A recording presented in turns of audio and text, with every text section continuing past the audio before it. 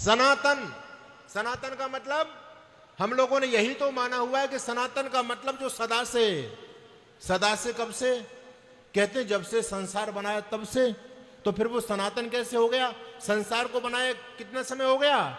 1,96,08,53,125वां साल चल रहा है। इसका मतलब आपके सनातन धर्म को कितना समय हो गया? 1,96,08,53,125 साल आपके सनातन धर्म को हो गए। तो ये तो सदा से नहीं रहा, इसके तो एक लिमिट हो गई। तो ध्यान रखिए, सनातन का मतलब जो सदा से, और सदा से कब से, जहां पर यह प्रश्न पैदा ही नहीं हो सकता, जो अनादि है। ये संसार बना तब से नहीं, पता नहीं कितनी सृष्टियां बन गई। जिस प्रकार से परमपिता परमात्मा अनादि है, तो परमात्मा का ज्ञान अनादि हुआ या नहीं हुआ?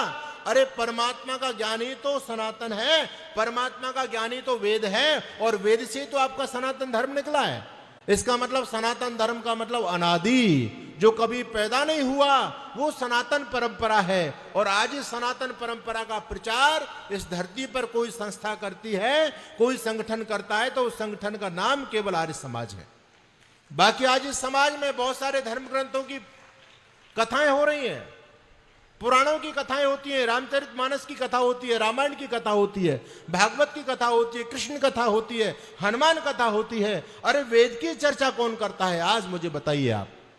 अगर कहीं से वेद की चर्चा करने को अवसर मिलता है तो यह आर्य समाज का मंच है, जो केवल वेद की बात कहता है। अन्य बातों को तो बहुत सारे लोग कह रहे हैं, लेकिन यदि वेद को जीवंत किसी ने रखा है, वैदिक परंपरा को बचा करके किसी ने रखा हुआ है, तो वो बचा करके रखा हुआ इन आर्य समाज के लोगों ने। इसलिए मैं तो धन्यवाद देना चाहता हूं आर्य समाज पांडली नगर के लोगों ने, जिन्होंने इतना भव्य, इतना विशाल कार्यक्रम किया है।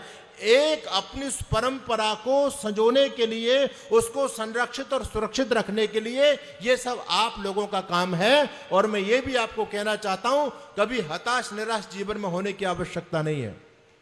बहुत से लोग ये कहते हैं कि एक तरफ पूरी दुनिया, पूरा पाखंड बढ़ता चला जा रहा है, एक तरफ इस दुनिया में कुछ मुट्ठी भर आर्य समाज के लोग, वो क्या इस पाखंड को खत्म कर देंगे? उनका क्या चलेगा इतने लोगों के सामने? अरे तुम चिल्लाते रहो, वेद वेद चिल्लाते रहो, तुम पाखंड का खंडन करते रहो। तुम्हारे पंडाल में हैं कितने लोग?